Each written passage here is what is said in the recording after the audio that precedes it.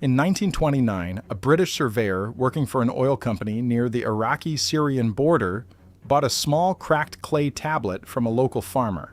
It cost him almost nothing, perhaps 4 shillings in total. He thought it was a tax record. It sat in a box in his office in Aleppo for 2 years before someone who could read cuneiform looked at it, and when they did, they went very quiet. Because the tablet was not a tax record, it was a map. It described a place far west of Sumer, far beyond any city the Sumerians were supposed to know. It described a green world buried under what is now the largest desert on Earth. And it gave directions to the entrance, and the surveyor's notes say the same thing the tablet does. The entrance is still open. To understand why this tablet matters, you have to understand who made it. The Sumerians lived in what is now southern Iraq, starting somewhere around 4500 BCE. They built the first cities. They invented writing. They wrote down everything: receipts, contracts, laws, prayers, marriage records, beer recipes, complaints about bad copper. They were obsessive record keepers, and they were precise. They were not a people prone to telling stories about places they had never been. If a Sumerian scribe wrote down a location, it meant someone had been there. Someone had measured it. Someone had counted the days it took to walk to it. This tablet was different in one specific way. It was not written in any standard Sumerian dialect. The signs were Sumerian, but the grammar was older. The scribe who copied it noted, in the margin, that he was transcribing from a much older tablet, one that was already cracked when he received it. He estimated the original had been written more than 1,000 years before his time. That puts the original somewhere around 3,800 BCE, possibly earlier, and it describes a place that by 3,500 BCE had already been buried under sand for at least 1,000 years. The Sahara has not always been a desert. From roughly 9,000 BCE to 4,500 BCE, North Africa was green. There were lakes the size of small countries. There were rivers that ran year-round. There were grasslands and forests, and herds of animals you would not expect to find in Africa today. There were people there, lots of people.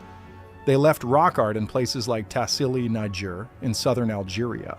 And the rock art shows cattle, swimmers, hunters, and figures that are very hard to explain.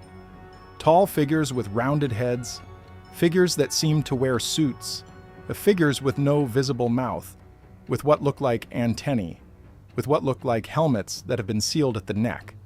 The figures are not in the foreground. They are watching from the edges of the scenes, standing slightly apart from the human hunters and dancers.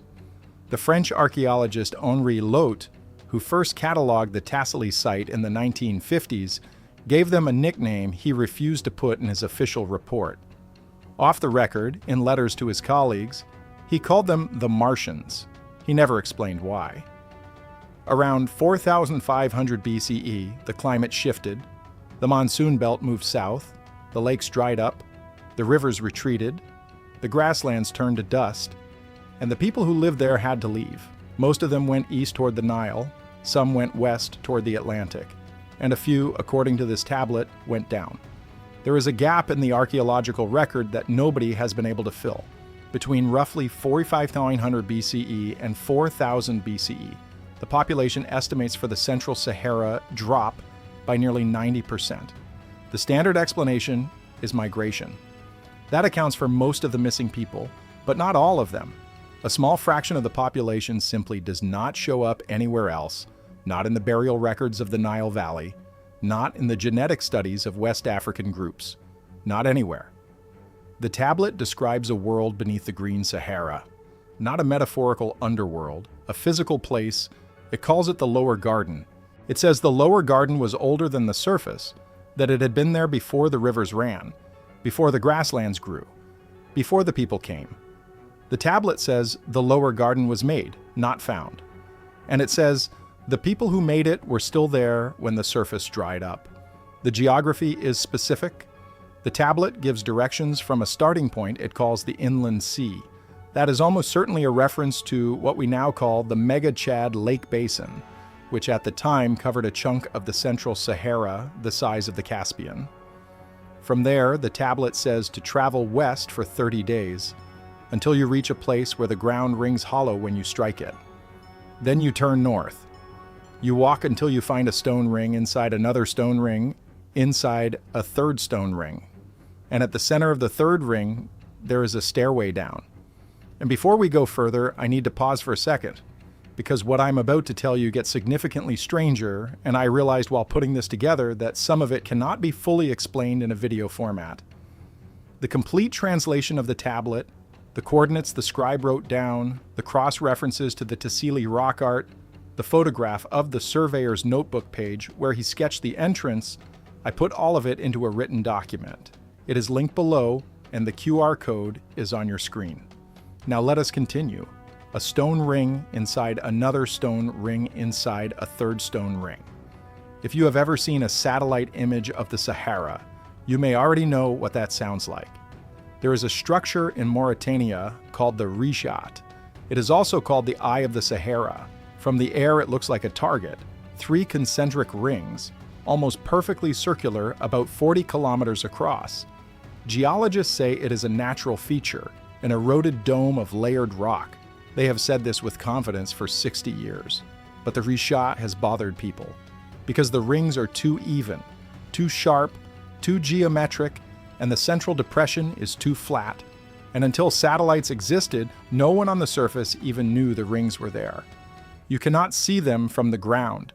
You can only see them from above. The tablet does not name the Rishat. The Sumerians had no word for it. But the tablet says, very plainly, that the entrance is at the center of 3 rings. And it says you have to know the rings are rings before you can find the door, which is another way of saying you have to be able to see them from above. There is a second piece of evidence for this. The Sumerians had a god named Enki, the god of fresh water and hidden knowledge. Enki is repeatedly described in tablets older than this one as the lord of the Abzu, a word that means the great deep. The Abzu was not the sea. The sea had its own gods. The Abzu was something underneath, something built, something that Enki ruled from below. And in the standard Sumerian creation account, Enki sends 7 of his servants up to the surface to teach humans. They come up from the Abzu, and then they go back down. The tablet from 1929 may not be a separate story. It may be the same story told from the other end. It may be the postscript that everyone else lost. So who was looking from above? The tablet has an answer for that too, and the answer is the part that makes most scholars set the tablet down and refuse to publish on it. The tablet says the lower garden was built by the ones who came down. In Sumerian, that phrase is a name. The Anunnaki. The ones whose name literally means those who came down from the sky. The tablet says the Anunnaki built the lower garden as a refuge. It does not say a refuge from what. The next 2 lines of the tablet are broken. The lower garden, according to the tablet, is not a cave. It is a constructed space. There are streets. There are buildings. There is water that flows in channels along the floors. There is light that does not come from fire and does not come from the sun. The tablet uses a word for the light that is very old and very rare. The same word appears on one other tablet found at Uruk, where it describes the lamps in the Temple of Inanna. Lamps that the temple inventory says burned for years without being refilled. Lamps that no archaeologist has ever found. There is more. The tablet describes the floors of the lower garden as being inlaid with metal, not gold, not silver. A metal the tablet calls the bright stone that is not stone. Sumerian metallurgy did not have a word for steel or for aluminum or for anything we would call an alloy. The tablet uses a phrase that translators have struggled with for decades. The closest modern guess is that it refers to something polished and reflective with the weight of stone and the shine of metal that did not corrode and did not tarnish. The tablet says the floors of the lower garden are still polished. They are still reflective. They are still bright. Even though no one has walked on them in 5,000 years, the streets of the lower garden are not random. The tablet says they are laid out in the pattern of a constellation. It does not say which one, but it does say that if you stand at the center of the lower garden and look up, the ceiling is not a ceiling. It is a sky. And the sky is not the sky we see from the surface. It is a different sky, a sky from a different time or a different place. The tablet is very clear that this is not a painting. It is not a mural. The sky moves. Researchers who have tried to identify the constellation get different answers. Some say it is Orion, with the central depression matching the position of Alnilam. Some say it is Ursa Major. Some say it is a constellation that does not exist anymore, that the star pattern is from a sky we cannot reconstruct because too much time has passed. The disagreement is itself the interesting part. A made-up constellation would be easy to identify. A real one would match something we know. The lower garden ceiling matches nothing precisely, but it almost matches several things, the way a memory of a face almost matches the photograph you eventually find. Walk the lower garden, the tablet says, and you will hear it. The water in the channels does not splash, it hums. The walls of the buildings give off a low note, like a bell that has just been struck and is still settling. The air smells like rain on hot stone, even though it has not rained there in 10,000 years. The lower garden is not silent, and it is not empty. There is someone walking it, and the someone is named. The tablet uses a word that translates roughly as the keeper. The keeper is not described as a god. The keeper is described as a person, but a person who has been there for a very long time. The keeper has a face, but the face is covered. The keeper speaks, but the language is not Sumerian. The tablet says the keeper was left behind when the others went home.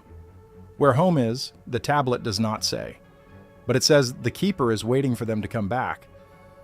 The tablet gives a few more details about the keeper that are worth dwelling on. The keeper does not eat. The tablet is specific about this. The lower garden has water, but no food, and the keeper has not needed food in a long time. The keeper does not sleep, in the sense that humans sleep, but the keeper goes quiet. There are periods, the tablet says, where the keeper sits and does not move. The Sumerian word the scribe uses for this is the same word used elsewhere for prayer. The keeper, in other words, may be praying. The keeper, in other words, is religious. And whoever the keeper is praying to is somebody who is not in the lower garden, somebody who left and has not come back. And until they come back, the keeper waits and prays and walks the streets of a city that nobody else has seen in 5,000 years. There is one more detail in this section of the tablet, and it is the one that stays with you longest. The walls of the lower garden carry writing, the tablet says, but not in any script the Sumerians recognized. The signs are angular, and they curve where they should not curve. The scribe attempted to copy one of them in the margin of his own tablet, and then he stopped halfway, and the half-finished sign is still there. Nobody has been able to identify it. Before we move on to what the bottom of the tablet says, stop for a second. What you just heard about the keeper is the part that changes everything, but it only makes sense when you see it written out next to the original Sumerian, the exact phrase used for the keeper, the line break where the description of home was lost, the notes from the scribe who copied the tablet and added in the margin a single sentence in his own hand. It is all in the document linked below. Take 5 seconds right now, grab it, and then come back, because what comes next builds directly on it. The link is in the description. The QR code is on your screen. The bottom of the tablet is the most damaged part, but enough of it remains to read. It describes what happens when someone from the surface finds the entrance. The tablet does not warn the reader away. It does not say, "Do not enter." It says the opposite. It gives instructions. Instructions for how to approach, how to wait, what to bring, what to say. The instructions are specific, and they are practical. They read like the instructions you would give to a guest who is about to meet someone important and who you are afraid will embarrass you. Bring water that has not been touched by metal. Bring bread that has been baked over fire and not in an oven. Wear nothing made by a machine. Do not speak first. Wait until you are spoken to. When you are spoken to, do not lie, because the keeper will know. The tablet does not say how the keeper will know. It just says the keeper will. The instructions go on. Do not bring fire. Do not bring iron. Do not bring a written record of who you are.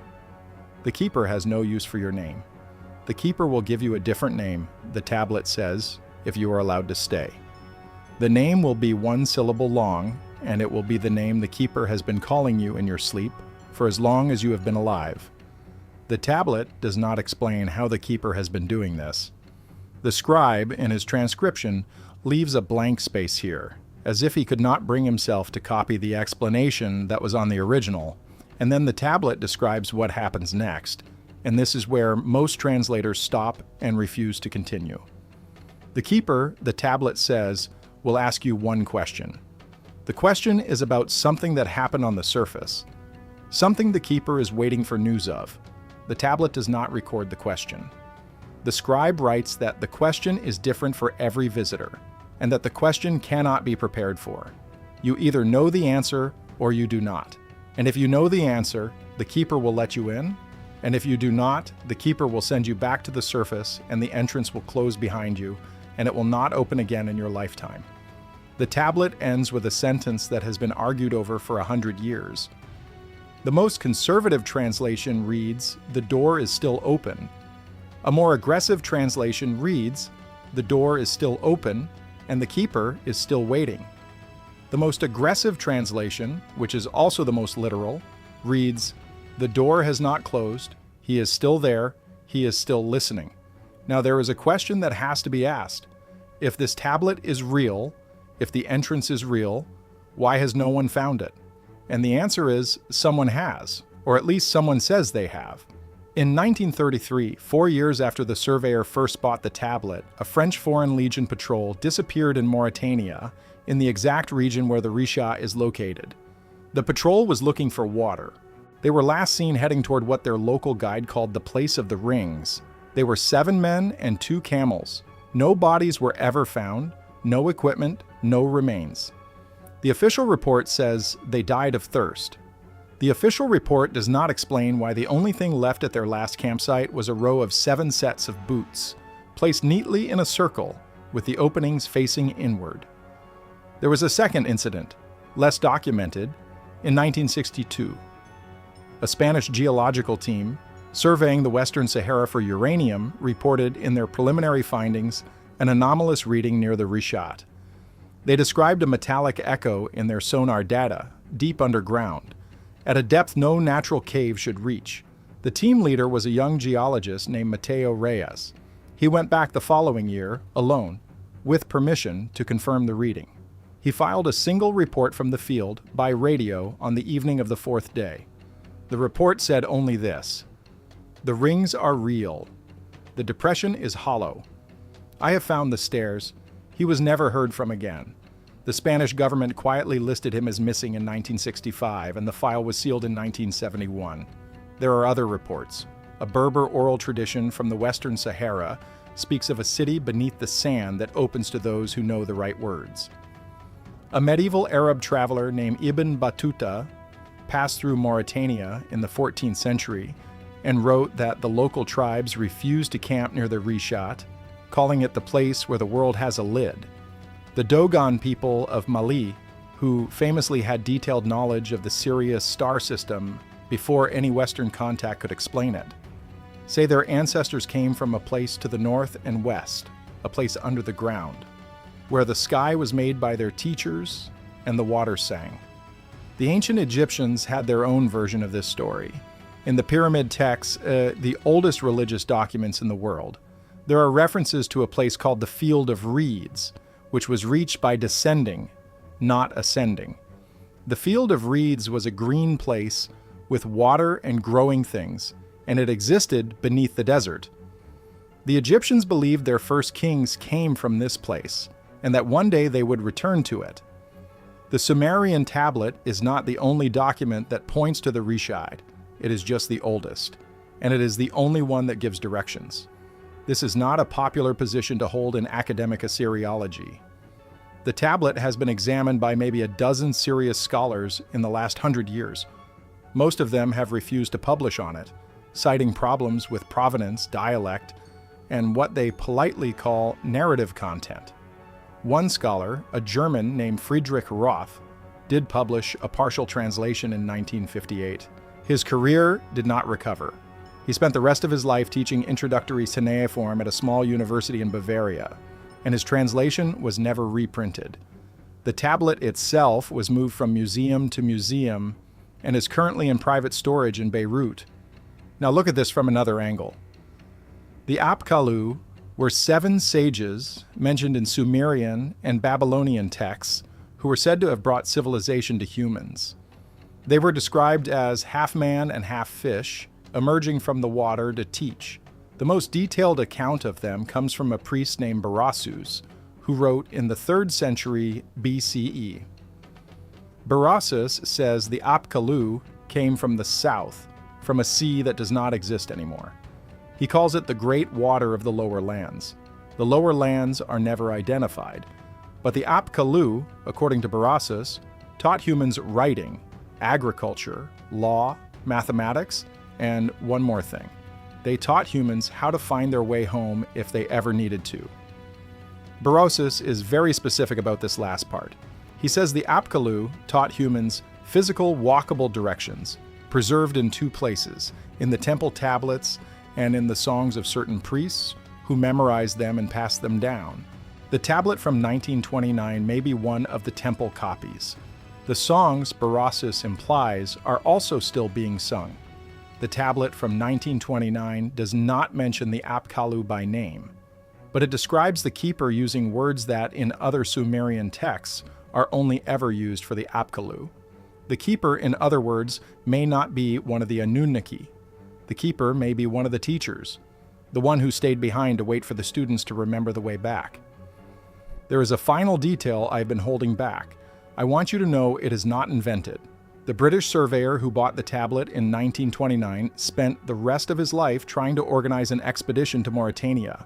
He never quite managed it, but in his personal notebook, in an entry dated November 1947, he wrote a single sentence. He wrote, "I am too old now to go, but the door is still open, and someone will find it." So where does that leave us?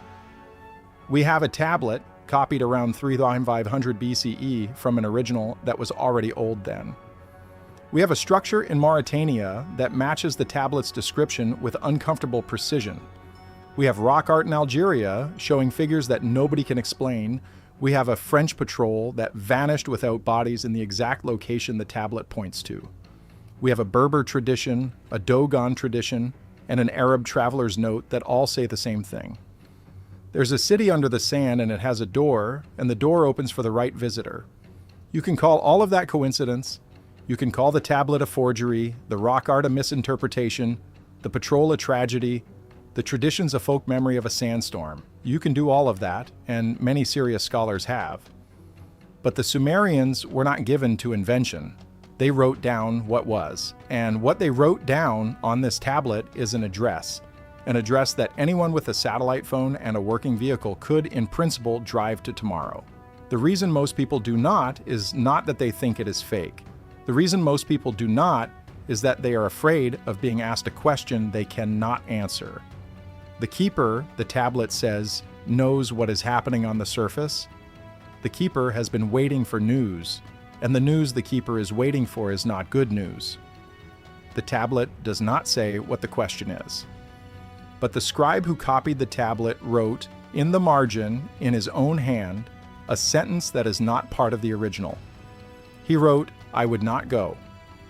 That is the only personal comment the scribe ever made on any of the dozens of tablets he is known to have copied. He copied prayers, contracts, laws, omens, lists of kings. He never wrote in the margin, except on this one. He copied the tablet faithfully, and then he added 4 words. "I would not go." And then he sealed it in clay, and he put it in a temple archive, and he walked away from it, and nobody opened it again for 5,000 years, until a British oil surveyor bought it from a farmer for the price of a cup of tea. The door is still open, the keeper is still waiting. And the next time the wind shifts in Mauritania and the sand pulls back from the inner ring of the Richai, somebody is going to walk up to a stairway that goes down into the rock, and they are going to stand at the top of it, and they are going to have to decide whether to take the first step. The Sumerians left us a map. They also left us a warning. And the warning was not that the lower garden is dangerous. The warning was that the keeper is real, that the question is real, and that the answer matters more than we are ready to admit. I have one more tablet to show you in the next video, and it is older than this one. It was found at a site that nobody's allowed to dig at anymore. The tablet describes what the keeper is actually waiting to hear, and it describes what happens if the answer is wrong. I will see you there. If you have not already, the document with the full translation, the surveyor's notebook page, and the satellite overlay of the Rishat is linked below. The QR code is on your screen. Take it with you, because the next video makes a lot more sense if you have already read it.